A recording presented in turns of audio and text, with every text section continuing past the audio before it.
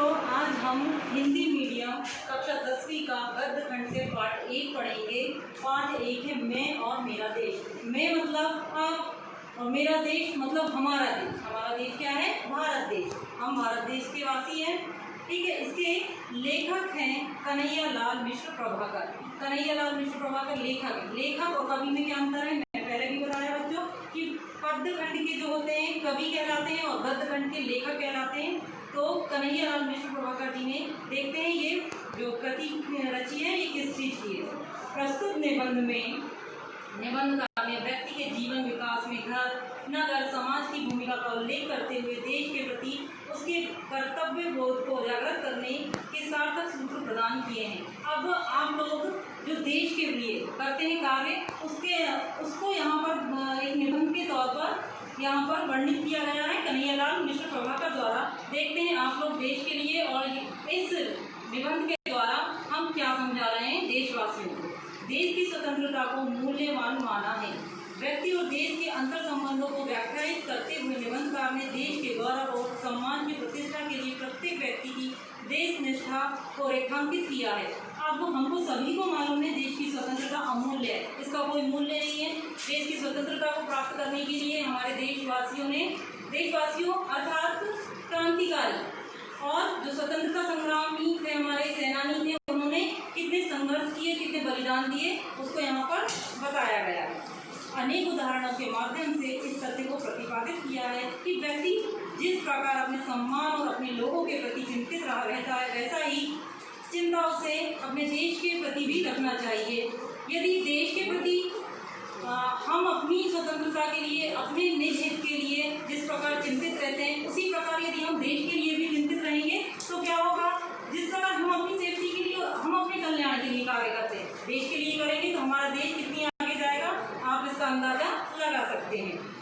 व्यक्ति का चिंतन देश पर होगा तो देश की प्रतिष्ठा भी बढ़ेगी। अपने देश के गौरव को बढ़ाने के लिए निबंधकार ने स्पष्ट किया है कि देश के प्रत्येक नागरिक को अपने भीतर देश के लिए शक्ति बोध और सौंदर्य बोध को जागृत करना पड़ेगा।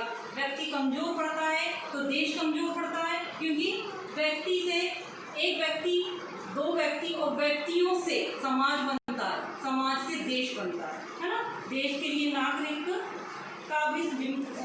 नागरिक की भी जिम्मेदारियां बनती है, उन्हें पूरा करके ही वह देश का समुन्नत और सुंदर बना सकता है। निबंध दृष्टांत शैली में रचा गया है, इसलिए सहज बोधगम्य है। निबंध अर्थात क्या होता है?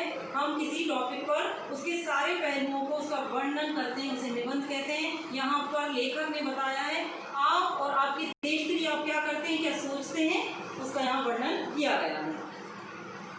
मैं अपने देश में जन्मा था, पला था। लेखक यहाँ स्वयं को मतलब केंद्रित करते हुए खुद के बारे में बताते हुए सारे देश को संबोधित कर रहे हैं। मैं अपने घर में जन्मा था, पला था, अपने पड़ोस में खेल कर पड़ोसियों की ममता दुलार पा बड़ा हुआ था। अपने नगर में घूम फिर कर वहाँ की विशाल समाज का संपर्क पा, वहाँ से संचित ज्ञान भंडार का उपयोग कर उसे अपनी सेवाओं का दान दे, उसकी सेवाओं का सहारा पाकर और इस तरह एक मनुष्य से भरा पूरा नगर बनकर मैं खड़ा हुआ था। आजकल ये सब नहीं होता है ना। कभी आपने अपनी दादी नानी से सुना होगा या मम्मी पापा ही बताया होगा कि जब हम लोग छोटे थे, यानी कि आपके मम्मी पापा छोटे थे, तो पड़ोस में रहकर पले बड़े और उनसे अच्छी शिक्षा। लेकिन अभी क्या हो रहा है कि ऐसे लोग ही नहीं हैं जिनके भरोसे हम अपने बच्चों को, या तो बच्चे क्या बेटा, बड़ों को भी हम नहीं छोड़ सकते। तो लेखक ने बताया कि मैं पड़ोस में रहकर पला बड़ा और बहुत सा ज्ञान प्राप्त किया। मैं अपने नगर के लोगों का सम्मान करता था, वे भी मेरा सम्मान करते थे। मुझे बहुतों की अपने लिए ज़रूरत पड़ती थी, मैं भी बहुतों की ज़रूरत या उनके लिए जवाब था। यदि हम समाज में रहते हैं तो एक दूसरे के पूरक होते हैं, हम उनकी मदद करते हैं, वो हमारी मदद करते हैं।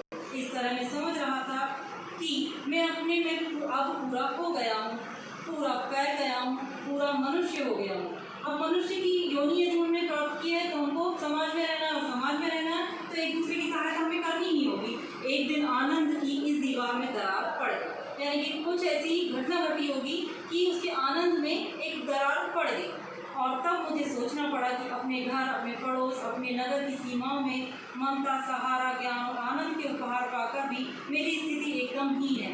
हीन भी इतनी कि मेरा कहीं भी कोई भी अपमान कर सकता है एक मामूली अपराधी की तरह, और उसे मुझे यह भी अधिकार नहीं कि मैं उससे अपमान का बदला लेना तो दूर उसके लिए कहीं अपील या दया प्रार्थना कर सकूँ। अब आप देखेंगे बच्चों कि हम हजारों अच्छे कार्य कर सकते हैं, करते हैं, लेकिन एक गलती हमारी पूरे अच्छे कार्यों पर भारी पड़ जाती है। ठीक है, अब हम अगला मतलब चैप्टर समाप्त नहीं हुआ, नेक्स्ट वीडियो में हम इसका आगे पार्ट को जारी करेंगे।